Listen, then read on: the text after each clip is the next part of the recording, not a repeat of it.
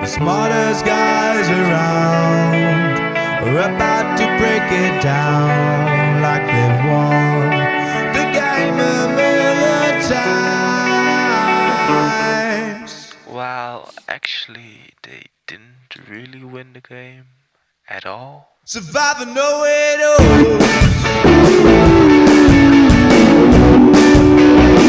Survivor know it all.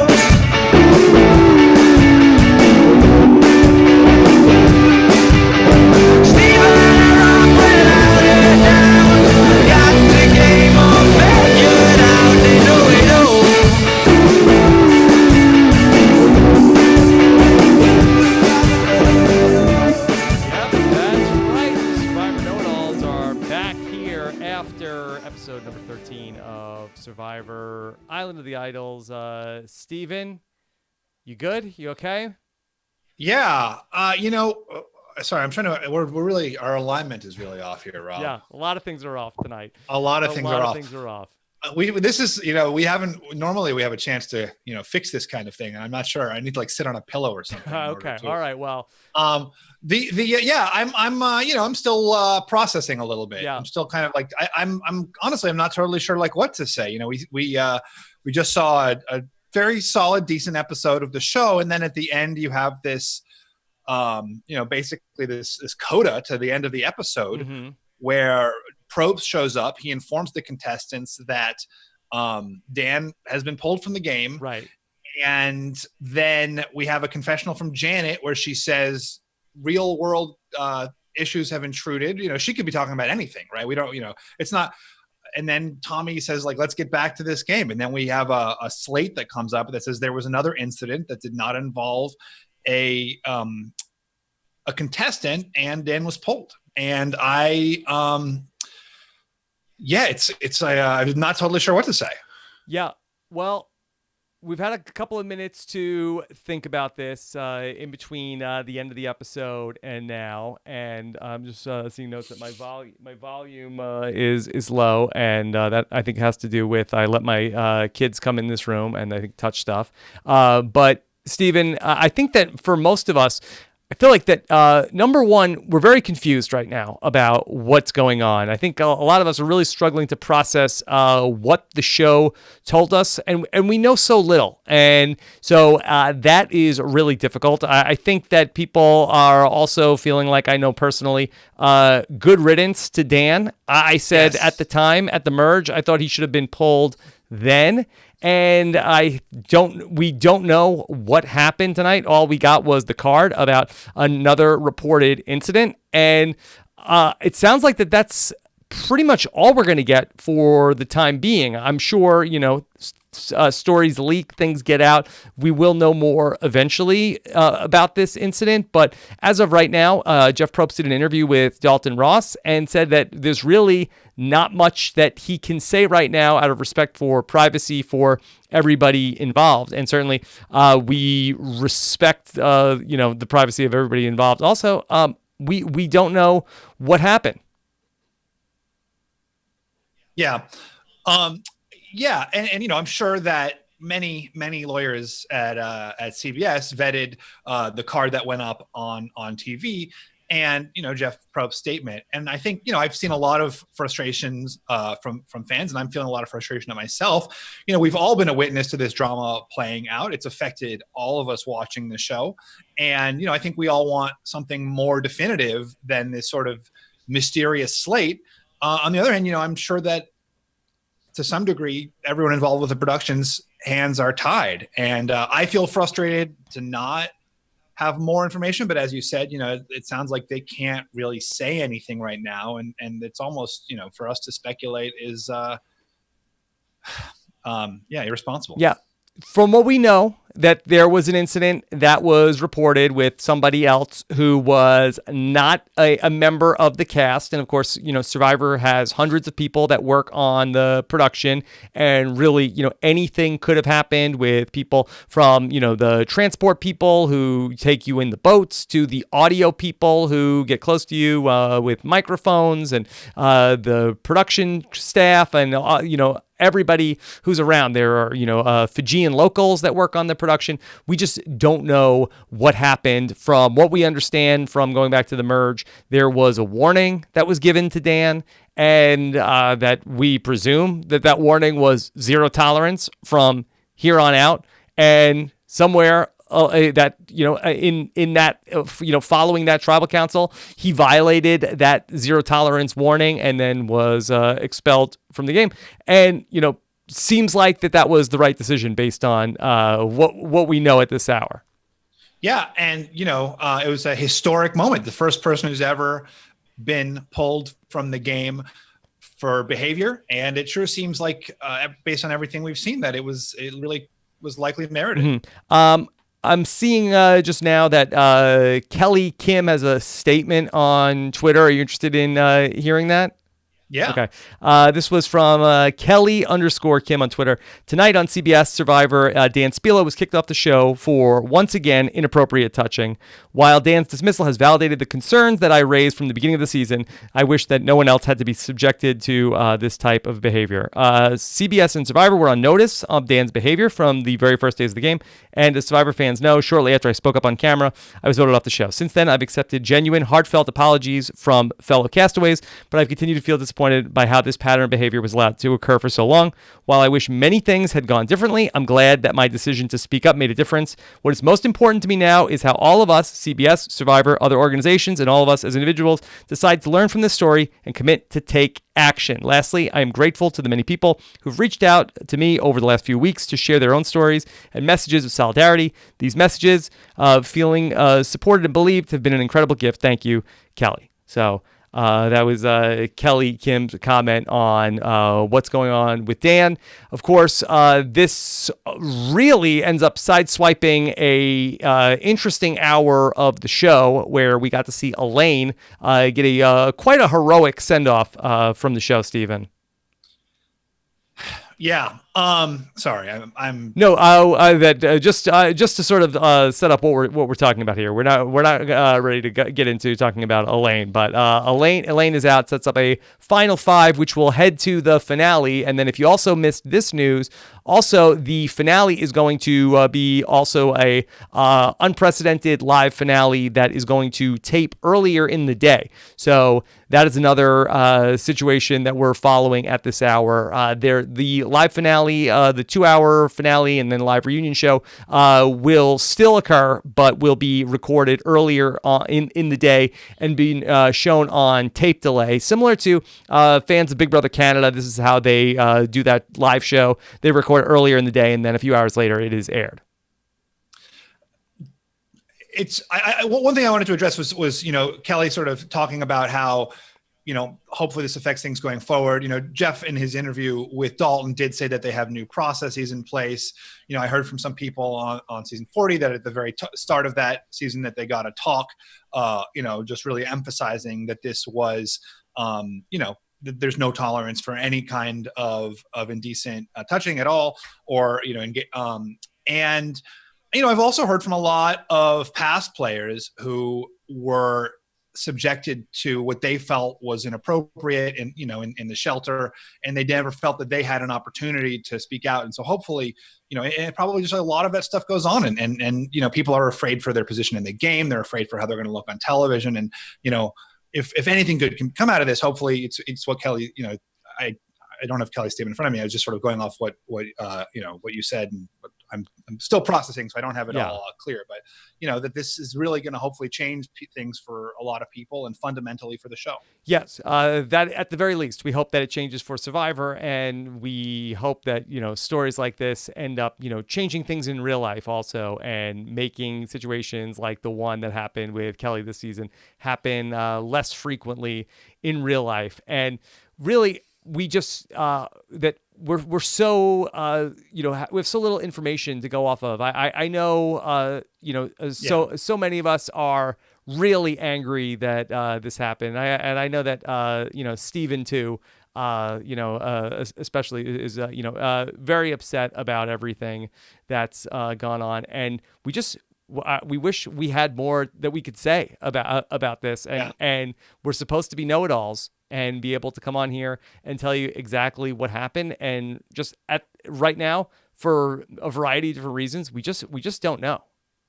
And I know that like CBS's and Jeff's hands are tied with this and for legal reasons, but I do hope we get, some kind of information or resolution, something that sort of like gives like, because I do feel like we're all invested in this, like I said earlier, we're all viewers, we're all longtime viewers. We all care about the show. We care about the people on the show. We know the people on this show. We want to know, why and what happened. And maybe it's not our, maybe it'll never come out because of the legal reasons, but I hope there's like some kind of closure that there, I don't know. I mean, something. So more. One of the things that we haven't gotten yet throughout this whole process and saga is any statement whatsoever from Dan, that while all of the other cast members that were involved in the incident at the merge, Missy and Elizabeth and Aaron, for the comments that he made at the Tribal Council, all those people put out apologies, that they all appeared very genuine and heartfelt. Dan said nothing at that time. We will wait and see if there's any sort of a statement that is forthcoming from Dan, and if he will appear at the finale coming up next week. We just will wait and see what information we end up getting throughout the course of this week. I will say that we are scheduled to have an exit interview with Elaine on the podcast. That will be tomorrow morning, so we will have a regular Elaine exit interview. I don't believe that she will be able to provide any additional information about this just because it happened after she was out of the game in at Ponderosa. Yeah. And, as you were saying, really powerful episode for Elaine. And, I think that, one of the sad things, and Dalton just put out his season rankings. And, one of the things he wrote was that for these people who have gone, among the many horrible things that this Dan like repeated behavior has done, is that it's really overshadowed this experience for the other players who are out there having really meaningful, life-changing adventures and experiences. And Elaine, for her to talk this way about this being the one good thing that's ever happened to her in her life, and that really powerful moment with her and Janet, where Janet to kind of urged her into processing the loss of her mother. It was a really beautiful story, and it's a reminder too that this show also leads to those beautiful stories. Mm-hmm. That I think a lot of people are feeling very sour about the show in the season right now, myself included. But this Elaine story was kind of nice reminder of there's real human beauty that comes from the experience and the show. Yeah. Just to echo what Janet said, she talked about how, she's been on this earth for longer than some of the other people that are out there. And she really does believe, in these dark times that there's light at the other side. And, that's, the only way that we can get through stuff like this when it comes up on the show, because I do believe that this is hopefully the close to what I believe to be the darkest chapter in the 20-year history of the show. Yeah, pretty unimpeachably. And, Dalton is ranking, I don't want to spoil I'm going to spoil where he's ranking the season. It's last. Yeah. Yeah, okay. You're good. I was gonna say, Paul, give people a second. But yeah, so if you want to read the full reason why, go check out Dalton Ross's rankings over on EW.com or Dalton Ross on Twitter. But yeah, 39 out of 39. And basically his reason is Survivor is supposed to be fun, and that this was not fun. Keith Nail thought that Survivor wasn't fun. He had no idea. Yeah. Cambodia, Stephen will attest, was a amusement park compared to what we're talking about here with this season. Yeah, this is not fun on a different level, Yeah. On a very, very fundamentally different level. Yeah. And so we will talk about things as they come up, and you can also read Jeff Probst's interview with Dalton Ross. And again, Jeff really can not get into things for a variety of reasons. And as Stephen pointed out, we also have no idea what sort of legal conversations are going on with the parties involved in this in terms of how it was portrayed on the show and who is, upset with the way things were presented. And so we just, again, have no idea, and it's not responsible on our parts to just do rampant speculation on matters that are as serious as this.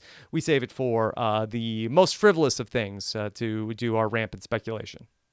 Yeah, we're good at the frivolous speculation, Yeah. but it's true that we are. Yeah. And so, I do want to open up this conversation over that we talked extensively about this when it first came up at the merge. If there are any resources that feel like that they might be able to add something to this conversation, please reach out. I am going to be traveling to a wedding in New York over the weekend, so my recording schedule is going to be a little trickier this time around. But if somebody has something that they really feel like that they can add to this conversation, definitely hit me up, and we'll try to add that to our regular slate of podcasts that we have coming up this week. All right, Steven, we do have a Survivor finale 1 week from tonight. Rob, let me take this pause to get a pillow. I really feel like I'm on a different plane from you. All right. So okay, we're gonna prop Steven up. Okay. This isn't like a hemorrhoid issue or anything like that, right? No. Okay. This is a real. I just want our eyes to be on a level. Yeah. It's like a really. Your chair doesn't go up and down. Well, my desk does, but it stops at like this height. This is as high as but now I feel like this is good. Okay. Look at Thank this. you. I didn't like looking up to you. We're back. Yeah. We're back. All right. So Steven, we had Elaine go out of the game tonight. I really did think that Elaine had a real shot to win this thing, and I thought that she was going to make it through. And going into Tribal Council, I really felt like, okay, Elaine's going to come out of this, and I think she's got a great shot to win. And then the Tribal Council ended up being so Elaine focused that I felt like, oh, yeah, Elaine's not making it out of this one. Yeah. I mean, you obviously were invested in your last best hope at knowing us know-it-all. So I know that you were very sad to last best hope at know-it-all. I know that you were very sad to lose Elaine.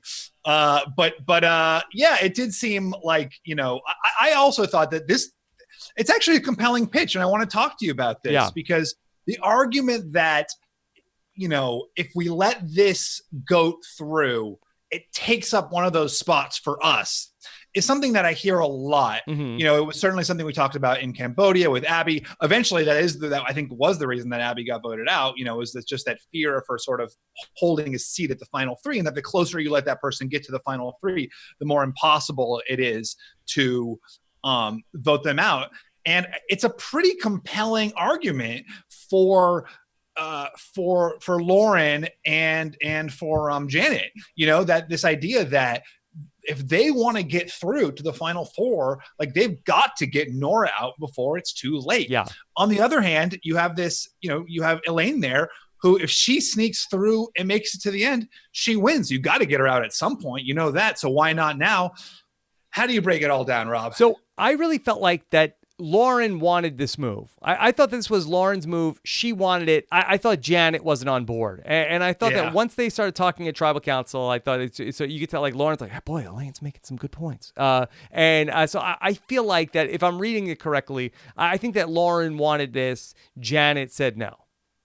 Well, and partially I'm guessing because Janet has her idol that can be played at the final five, not knowing that Dean has his idol nullifier. But so from Janet's perspective, she probably feels less urgency about eliminating Nora, knowing that she has a sort of safe passage. But if Janet didn't have the idol, do you think she should be trying to get out the Noras of the game? It's interesting because really the removal of Dan really did completely change up the dynamics of the game as well, where that it was, we saw in this episode, Dan, Dean, Tommy talking about, okay, we're going to string along Lauren, we're going to string along Janet, and this is the final three that we want, this group of guys. And now, all of a sudden, it ends up swinging from now we're at a final five where there are three women in play with Lauren and Nora and Janet, and all of a sudden that Nora is a very intriguing swing vote. Yes. Also, someone noticed that Dan's removal does not give Dean the chance for his big legacy advantage. Well, that's another reason to be even more. If we couldn't have been even more angry with Dan, we are robbed of the opportunity to see Dean play his fake legacy advantage at the final 6. And he was going to put all the votes on himself. Potentially. Not even knowing, certainly. I mean, the one thing we'll get to Dean in a minute, but I was impressed with how aware he was of sort of playing for the jury, which I think not every contestant is aware of. Yeah. But just to go back to the conversation that you started about, what is the better move to get rid of Elaine or to get rid of Nora? That I feel like that for Janet, it's interesting because I feel like that on the one hand, Elaine was a shield. Elaine was going to absorb the votes for her and was be another person, okay, we have to get rid of now at final 6. Potentially, though, that she would have been another, interesting swing vote to potentially in the middle if there was some sort of a Dean, Lauren, Tommy, Janet final 5. Right. So you think that she would have been sacrificing her position? I mean, it looked like Lauren was concerned about Nora, Nora holding a spot in the final 3. She also wanted her move. Like Lauren wanted to kind of separate out from like being Tommy's sidekick. It's not totally clear to me, where people, rank the players who are left as threats. We know that everyone thought of Elaine as a threat, obviously. Janet has talked about being a threat.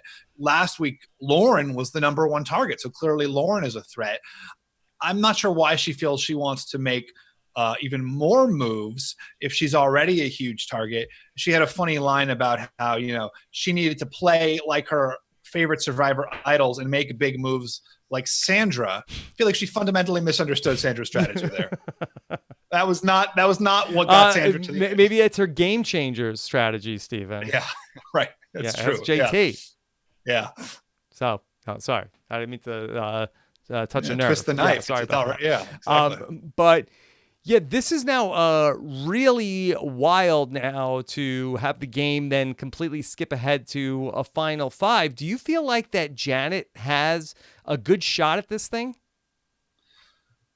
I just don't. I mean, she's now. I mean, the thing is now that Elaine is gone, and here's where the logic of Janet's of Janet voting at Nora is that now that Elaine is gone, who's going to let Janet into that finals? And she thinks she has this idol. Mm-hmm. She doesn't have the idol, because Dean's got his idol nullifier, which he's definitely playing. And to that degree, I do think that the calculus of Dan getting pulled changes a lot, because it basically completely invalidates Janet's idol, right? There's one chance for Janet to play her idol. There's one chance for Dean to nullify that idol. Mm-hmm. So that's 100% happening, and Janet's almost certainly getting voted out. Well, that is unless that the women end up sticking together and saying we have to knock out Tommy. But but if Janet is considered the biggest threat to win, why would you do that? I mean, it doesn't look like anyone right now is more concerned about Tommy than, it sounds like maybe Tommy is, 3rd or 4th out there in the threat rankings with Elaine and Janet at the top, maybe Lauren and Tommy kind of neck and neck. So why, you should 100% take out Janet before you take out Tommy. I guess so. It depends on from whose perspective we're talking, but yeah, I hate to say it, but I feel like that Janet is really in trouble, and so, boy, Janet's gonna lose over Dean flipped a coin. I mean, actually, it sounds like it. It really looks like that might be the case, because she would 100% get into the final 4. She's referred a couple times to being a really strong fire maker, Mm-hmm. right? So it's likely she would have been able to make fire. And, coin flip is no, Janet wins this season. Coin flip is yes. Looks like Janet might be 5th place. Wow. Steven, do you feel like that Lauren has a shot to be the winner? Yeah, everyone says that Lauren, like I said, what does she need to do? Give me this scenario for the Lauren win. Well, so last week, it sure looked like Lauren was a bigger threat than Tommy, right? Because before Lauren won immunity, she was the person that old Laro Alliance wanted to take out. Mm-hmm. So it's conceivable that if Lauren is there with Tommy and Nora, then she could win. It's also certainly conceivable that if Lauren is there with Dean and Nora, that she could win, assuming Nora is definitely making it to the final three right now, right? Which I think is a fair assumption. Lauren makes it to the final three? Nora makes it to the final three. Yeah, unless everybody just comes back around and wants to vote out Nora, but that does seem very improbable. I don't think you waste the last vote of the game on Nora, and I think that's why there was some urgency about tonight. Obviously, they didn't know that the final 6 vote was going to be eliminated, but the danger is as you get down to those last couple of votes, you're just never going to spend them on Nora. And so, I don't think there's any chance they vote out Nora next. Steven, if Janet ends up losing the game and getting voted out at the final 5 when she was one vote away, or one round away from being able to get into the final 4 fire making, I think that I have a solution. No more fire making? Final 5 fire making. That way, you give a chance to the person who would have won the game, who gets voted out at final 5, a shot to be able to prove themselves. Yeah. What if it's not? But we've already got a final 4 fire making challenge. What if it's a different thing at final 5? It's like hugging. Janet's so good at hugging. She's good at hugging. Like hugging. What about final 5 fire making challenge and then go back and vote at 4? That's actually a kind of fun idea. That's actually really good. I like that. Do that. Maybe it's like, that's hey, going to Samoa. you gotta get through the fire making, and then you can get back to voting people out. Yeah. Oh, I like that a lot. So there's a little bit of a curveball. Dean had a big episode. I really thought that I get thrown off by the edit very easily, Steven. Dean, I thought when he went to the Island of the Idols, and then I said, oh, Dean's getting voted off in this episode. I thought this was such a fun episode for Dean. I mean, I know we don't like Dean, but I kind of like Dean. Dean, look, listen, we have people not to like. Dean's fine. It's like Dean's fine. It's like, he's a goof. Very acceptable. We love Dean.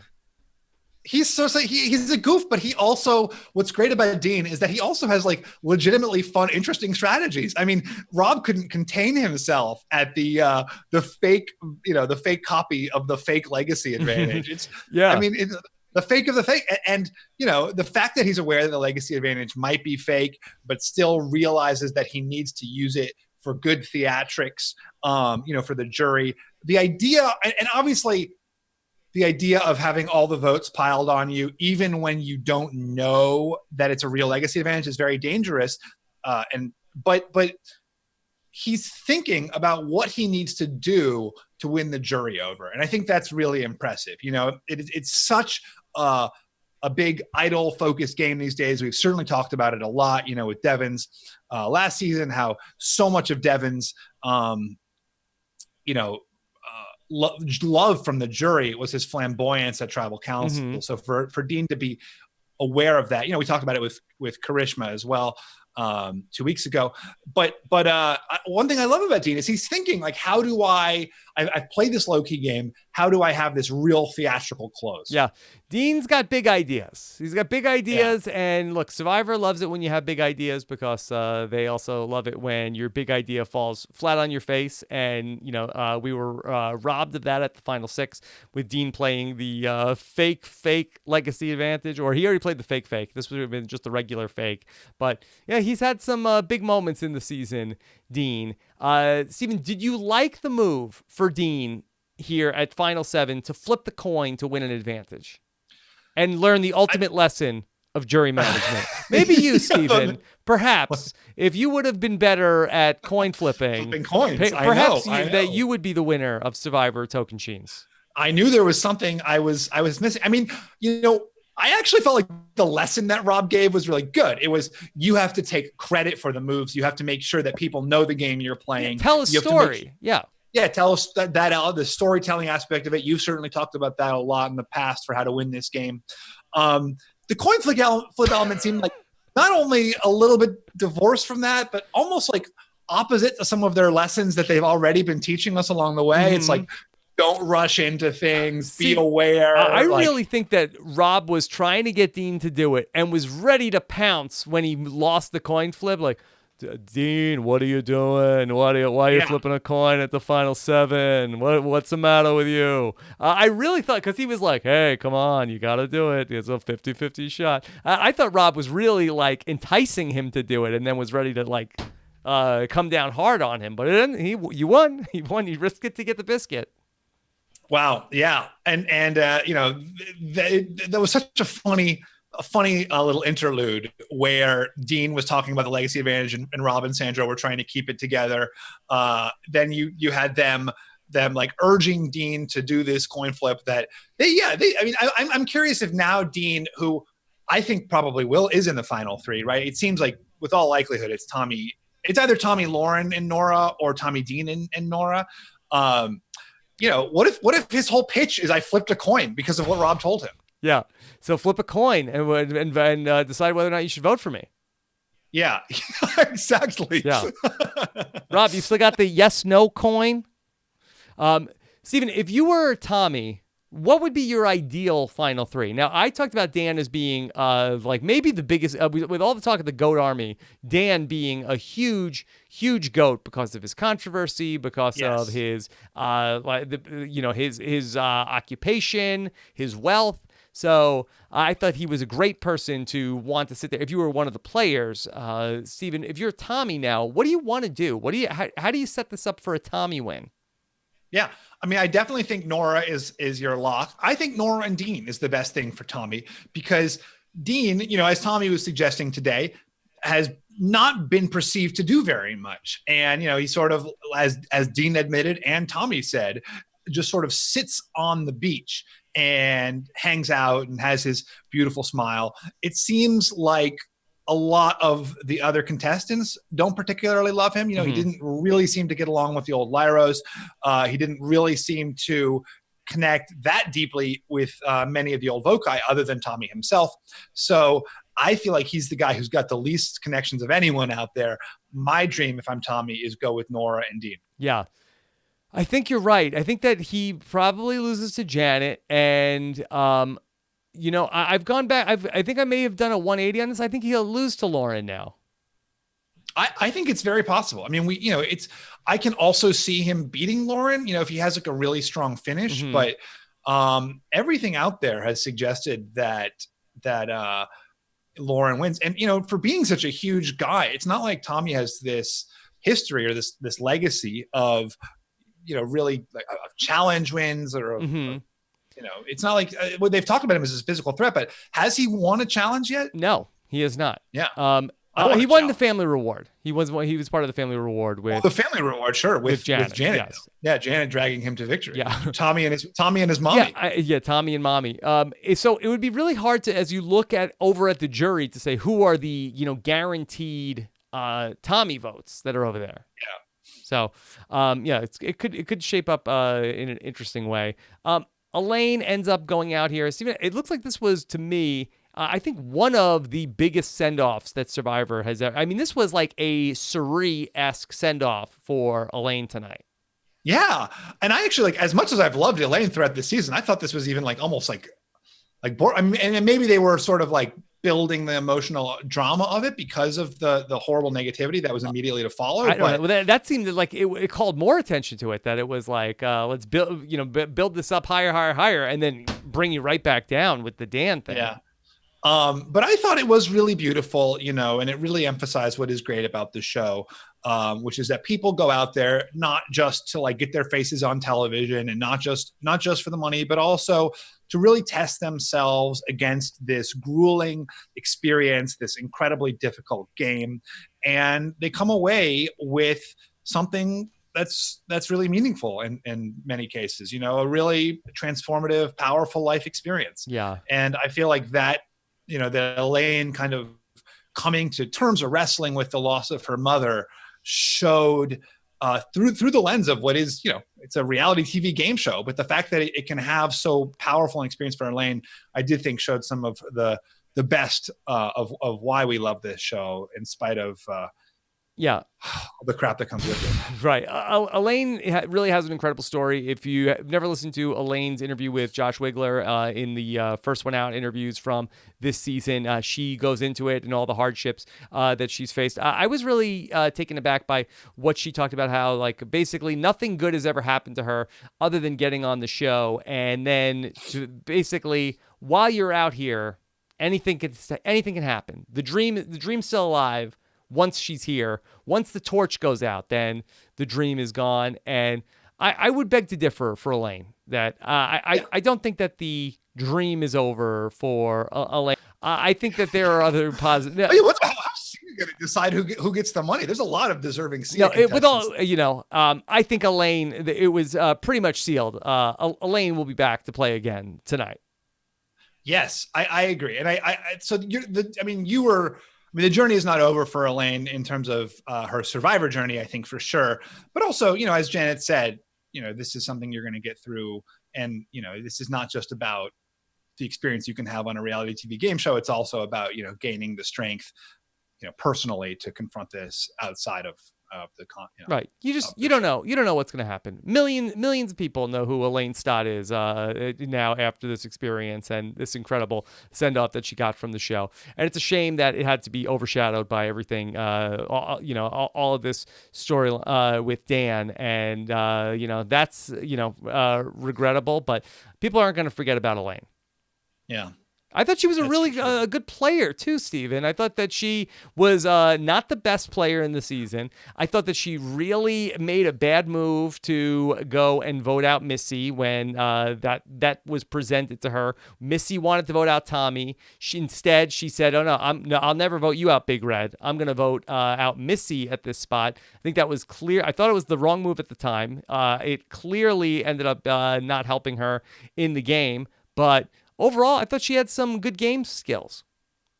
Yeah, and to your point, I think what this season has really, at its best, really had is a number of players who are good. They're like good, and they're not necessarily great, but they're all out there. They're like big characters who are out there playing the game as best they can. And I think that's, for me, like obviously we all love like one or two like brilliant strategists, but it can become, I think a little leaden when it's all brilliant strategists. But when there's a good balance of like big personalities, big characters who are still, trying to play, and I think that's really where the sweet spot is for the show. We're still like doing their best to play this game, who are making moves, who are seeking out advantages. And I think that there are quite a few of those people on this season. Yeah, and as the Tribal Council was going on, I thought that Lauren was going to pull off that move, and she was going to be able to it was going to be Lauren, Janet, Elaine, and then Dan, unbeknownst to Dan, voting. It had all the makings of being a really great all-time Survivor move. We don't know necessarily if the strategy behind it was sound, but it would have been a very flashy move to pull off. And Steven, I was really sort of struck by like, hey, how awesome is this? A big move is happening and there's no idol. There's no advantage. This is like an old school, like Suri 3-2-1 type move that was almost pulled off tonight. Yeah, it's the Dr. Sean, for his, didn't he sort of take advantage? Yeah, that he's okay. Well, we know he's voting for Jenna tonight, so let's pile all the votes on to Jenna also. Yeah. And we'll do that. So yeah, I felt like that Lauren was robbed of the chance to make a really big move tonight. Yeah, it would have been a really good, fun move that did sort of, fundamentally shift the game. What did you think of, speaking of Nora, what did you think of her strategy to spin in circles? My hope was that it was going to help her in the spinning in circles challenge that immediately followed. Mm-hmm, yeah. Do you think she got a heads up? Had she visited the Island of the Idols? She knew that she's going to have to spin in circles. Okay. All right. Let's go ahead. Let's bring in some of your questions to talk about everything that's going on here as we are 1 week away from the finale. Let me quickly thank a sponsor for this episode of the podcast. Steven, I know that you love books. Do you have any favorite fairy tales? I mean, all of the Grimm's, fairy tales are great. Anything with like a witch and a house is always fun. I love the the one with like the ribbon, Carmen Maria Machado, the novelist or the writer, I should say, has a wonderful recapitulation of the fairy tale of Bluebeard, and those are some of mine. Those are, Stephen loves many fairy tales. Well, Stephen, you will love the new season of Kevin Williamson's Tell Me a Story, where he's going to take the world's most well-known fairy tales and reimagining them as a dark and twisted psychological thriller. Exploring an entirely new set of characters, this season is going to feature 3 legendary stories, Beauty and the Beast, Sleeping Beauty, and Cinderella. That's what drew me into Tell Me a Story, streaming December 5th exclusively on CBS All Access. The show stars the incredible Paul Wesley, best known for his role in The Vampire Diaries, and also stars Danielle Campbell from the originals and Carrie-Anne Moss from The Matrix, and Jessica Jones. The new season was shot on location in Nashville, which means there is original music woven into the stories that you won't want to miss. So sign up today at CBS All Access by going to cbs.com/Rob. Get your first week of CBS All Access for free and stream the new season of Tell Me a Story December 5th. That's cbs.com/Rob and get your first week of CBS All Access for free. Only at cbs.com/Rob. That doesn't see. That's what I was talking about. Was like new twists on classic fairy tales. It's such like a fertile ground, for storytelling. So it sounds like a great show. Okay. All right. Let's start off with a question here from Sarah. Sarah says, what a great episode. I feel like this season has the most emotional tribal councils ever. A great episode for Dean. My question is, why isn't Tommy getting targeted? I feel like he's the biggest target out there. I suspect that this tweet was written at 8:57. From Sarah. Why isn't Tommy getting targeted? What's Tommy doing right that he is avoiding being targeted, Stephen? I mean, I hate to say it, but I really think this is like the difference between the edit and the game. I think that we're seeing a story that's based. My presumption is that Tommy wins. I'm not spoiled at all on that. I think we're seeing a story that's told from that perspective. So we're seeing how great Tommy is all the time. To the players out there, he could just be just another guy. Okay. He's just another guy. He hasn't won immunities. He hasn't had any like giant plays. But don't those two things need to link up? So if you're saying that we're just being shown that Tommy is great because he's getting winners at it, well then obviously he thus must win. So don't these two things need to sort of end up dovetailing into one of that he is a good player? Well, if you think that winning inherently makes someone a good player, then he will become a good player regardless of what he's done beforehand on day 39 when he gets the votes. But if you don't think that winning inherently makes someone a good player, and I'm not saying Tommy isn't a good player, he's really controlled. He seems to have had like a really dominant force in his alliance. He's been allies with almost everyone. I think he was almost voted out next week. The fact that he wasn't is a testament to the social bonds he made. Yeah, I think that the best you could say about Tommy is I think that he has been an incredible social player and has formed a lot of trust with many different players to the point where people make moves that are against their own best interest to keep their trust with Tommy. I mean, the only thing I guess my broader point was that to the players out there, he might not seem to be as massive a threat as he seems to be to us. We have seen a lot of the social ties that he has, but when you're out there, you see everyone kind of scuttling off into the woods with everyone. I mean, you're right. I totally can understand how the players out there do not find the 6'4" fourth grade teacher in great shape. Incredibly threatening right now. How could they? Regular Kaiser Soze. Well, listen, he hasn't played an idol. Basically, everyone left there has played an idol, right? Lauren's played an idol. Janet's played an idol. Elaine's played an idol. Has Tommy been to Island of the Idols yet? I think he's the only one who hasn't left in the game, basically. Am I right? Yeah, so the people that are left. That's right. So, that makes him inherently less threatening because he hasn't touched the magic of that source. So I think that there's as big and tall as Tommy are, there's a lot of big, tall players who weren't necessarily threats. Okay. All right. Ben from Survivor Samoa, hugely tall. I was 6'6". Wait, what are you saying about Ben? I don't know, just being tall doesn't make you necessarily a jury threat. Mm-hmm. Yeah. All right. Steven, here's a question from Alec. What does Alec have to say? Alec wants to know, now that we yada yada the final six, Dean thinks he still pulled off a great move by faking the legacy advantage. Do you think he will ironically be labeled as a threat and voted out because he now looks like a gamer? I don't think that Dean ends up getting voted out as a threat. Although Tommy was starting to hype that up. No chance that Dean ends up going out at 5, right? I just think they're not going to miss the shot they have at Elaine. I don't think that there's any chance. I mean, Janet, thank you. Yeah, Janet. Mm-hmm. Yeah. I don't think there's any chance that Janet is not the person. Unless Janet wins immunity, I don't think she has any shot next episode. And she might feel less urgency about winning immunity because of her idol. In fact, she might even deliberately not win immunity because an idol play is a bigger jury move. So she might feel so much certainty that I could see that happening. I hate to say it, but did Dean make the right call on idol nullifier out of the 3 choices? I believe he had an idol nullifier, an extra vote, and an immunity idol you could only use on somebody else. What is that? Yeah. And he knew, we also saw him like seeing Janet and Tommy with the idol. So he had a pretty good suspicion that one of them, and likely Janet, had the idol because he noticed Why that did Janet show it to Tommy? Did he catch her? Yeah, why did Tommy have to see? No, he was like, let me see it. And she was like, okay. Yeah. I mean, why did he have to, like, right there? Mm-hmm. Yeah. Right out in the open, in the middle of a field. I don't know. Okay, Brian has a question. Spinning around in circles for hours on a beach, a new strategy for upcoming survivors. I mean, it didn't help her in the challenge. Yeah. So, what are you going to do? Dean solved the puzzle, too. How about that?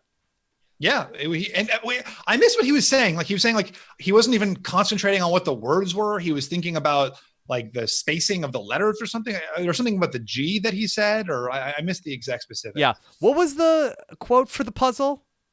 Your mind. This game will. Your mind will get the best of you. Something like that. No, there's something like your mind. Something this. Yeah. I don't know. Yeah. I thought that was a little mess with your mind. This game will mess with your mind. This game will mess with your mind. I thought that we're really scraping the bottom of the barrel of the Jeff catchphrases.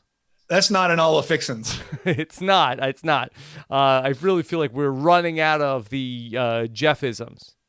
Yeah. All right. Thomas wants to know, considering how many people have visited Boston Rob and Sandra and know about their influence on the game, is it really smart or too risky to not tell the rest of the tribe the truth about the Island of the Idols? Yeah.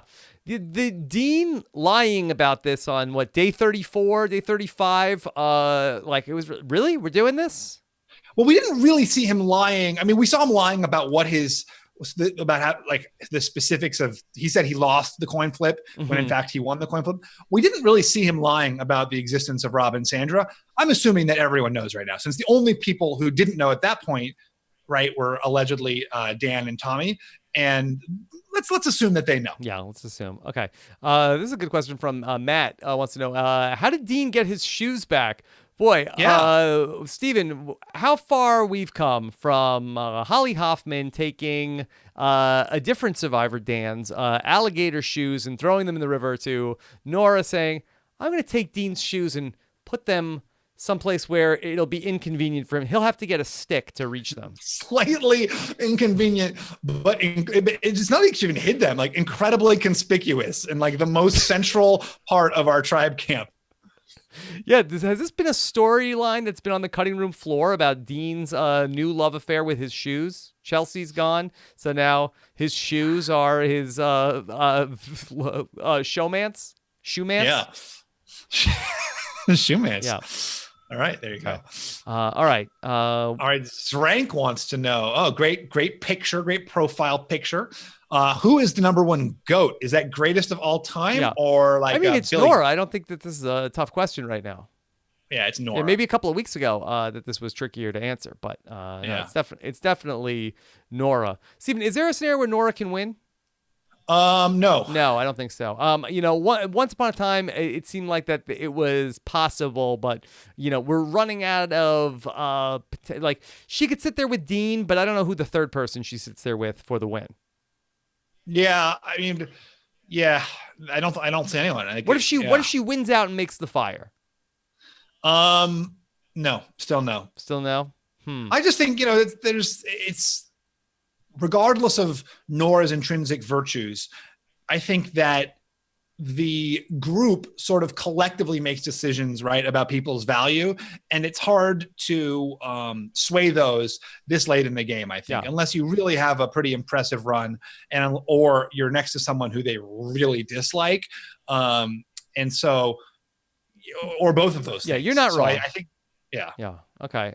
Here's a question from James.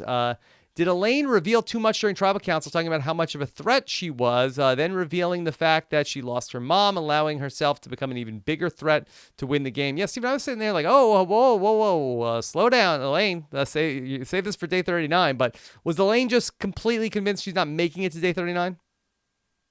I think there was that, but also like her whole point was, I'm such a threat. Like the reason you're not voting me out is because I'm such a threat. I mean, that was her whole pitch, right? It was a little bit counterintuitive. It's not typically what people say when they're trying not to get voted out, but her whole pitch was like, I'm a giant threat, so I'll never make it to the end. Vote out Nora, who's not that big a threat. And because if you don't vote her out now, she's taking your seat at the end. So I thought the fact that she was like upping her threat level didn't really hurt her, because that was like the entire justification for keeping her.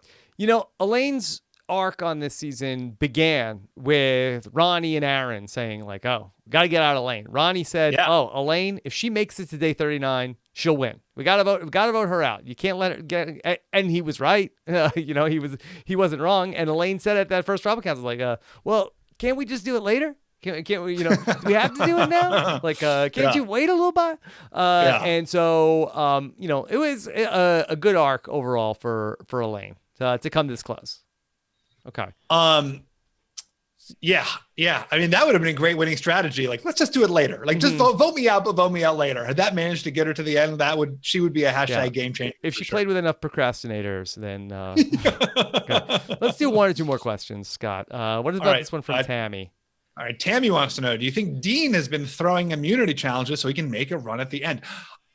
This is like a persistent issue that comes up every single time, like an athletic person, usually an athletic guy, loses pretty badly at immunity challenges. It's always like speculation that they're secretly throwing.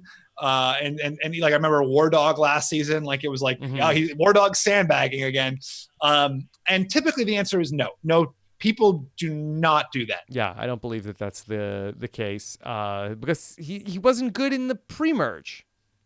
Yeah. If you were going to do that, like, do you throw challenges in the early part of the game also? Yeah, it doesn't make sense. Dean there have been many opportunities for Dean to be voted out. It would be really not the best strategic decision for him to throw challenges. Especially like his thing was that he was a basketball player. Missy was, angry with him earlier in the season about how, hey, if you're good at basketball, like make baskets. Like, so I think that's pretty fan fiction-y.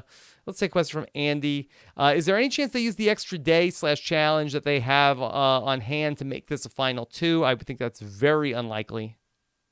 Yeah, that seems unlikely, especially I don't even know how that would work with fire making. Yeah. If anything, I could see them doing, I don't know if they would throw a challenge together or what, but come up with some sort of either another visit to the Island of the Idols or some sort of like Michelle Fitzgerald-esque vote somebody out of the jury. Yeah. So, all right, that's what's going on. All right, Steven, let me tell you about what else we have coming up this week on RHAP. Over on News AF, Steven, I know you're into the artwork. Tyson, Danny, I got you too confused. My Tocantins friends. Tyson, Danny, and I talked about the $120,000 banana duct taped to the wall. Yeah. Check that out on the latest News AF. And then, of course, check out Bryce on the latest Purple Pants podcast. They had, Steven, you left the East Coast and they decided to do a holiday party now. I know, thank God, right? Like my timing has been so perfect for everything. Yeah. So get out before all the lunatics. Yeah, Bryce got to meet Sari. Check that all out on the Purple Pants podcast for this week. Then, of course, Brent, Taryn, and Judd from BB15 talked about the latest episode of Sequester. Be sure to check that out on robiswebsite.com. And then I'll have an exit interview with Elaine tomorrow morning. So looking forward to talking with Elaine and hearing about everything that's going on. And I'm very excited that we have a really great guest to talk about this Endgame with. He did the last episode of the season recap for The Edge of Extinction, and he's back. Your friend and mine, Christian Hubicki, Stephen, will He be... is such a nice guy. I really can't say enough things. He's such like a genuine, sincere, sweet. He really human being. is. He really... And every time I talk to him, I'm just like blown away by like, like this angelic presence that he was on the show. He's in real life too. He really is the best. So looking forward to that. And then I was headed to Long Island this weekend, so I was going to go meet up in person with another mutual friend, Dominic Abate. I'll talk to him over on. I'll be podcasting with him in person on Long Island this weekend. Oh my God, that's so fun! Yeah, so are you going to be at his place, or is he coming to yours? Well, I don't want to say where we're going to be, but I'll be undisclosed location. I'll be traveling east. We'll put it that way. So that's what's going on. And then Puya Zambakili is going to be on the B&B this week to talk about things with Mike and Liana, playing some games. So be on the lookout for that as well. And then we'll talk about why Elaine lost with David Bloomberg and Jessica Lewis coming up this weekend as well. So be on the lookout. And then This Week in Survivor, Megan Z will join us to talk about everything that's going on and take the This Week in Survivor history quiz. So be on the lookout for that. robbinswebsite.com/merch for all of your RHAP apparel that if you're looking for, robbinswebsite.com/merch. And then, of course, check out robbinswebsite.com/patron for more information on everything we're doing behind the scenes of Robbins Podcast, our patron-only podcast feed, and our patron Facebook community at robbinswebsite.com/patron. All right. Steven, anyway, 1 week to go until the finale. Thank God, Rob. I just am so excited to like close the door on this just awful, gross season. And hopefully, I don't know. Hopefully what? Like, hope it's just so... Anyway. Yeah, I believe me. I hear you loud and clear. This has been, the most challenging season for me in terms of covering Survivor, and just, one person really, created so much chaos in this season. Yeah, and it's hopefully that this does change the way, I think Jeff alluded to them changing their protocols, and hopefully, well, it has to. Now it doesn't get this far, like this was episode 1 or whatever, where Kelly was talking about this inappropriate touching, and the fact that it continued for over a month, is just ridiculous. Yeah. I mean, I don't know what else to say. It's and hopefully, if there's anything good that comes out of it, hopefully it's that never, ever, ever happens again. Yeah, they've got to get this whole thing in order, because I do believe that this is an existential issue for the show, and that I have to hope with all this attention that nothing like this ever happens again on the show. Yeah, I mean, the fact that there's more qualified people than me to talk about it, and I'm sure they will, will hopefully be hearing from their perspectives and getting more insight in the future. But it's a dark mark for the show. It's a dark mark for the network, and hopefully they can, find a way to do something positive out of it. Okay. All right. Well, we will discuss this more as we go along here over this upcoming week leading up to the finale. We'll be back with finale coverage of this season coming up 1 week from tonight. Thanks, everybody, hanging in there with us this season. I know that that most people that I've spoken to, that this is not their favorite season of the show. Many people have really struggled to enjoy it, but Survivor has been an important part of their lives and of ours, and we really appreciate you sticking it out here with us through one more week of Island of the Idols. Take care, everybody. Have a good night.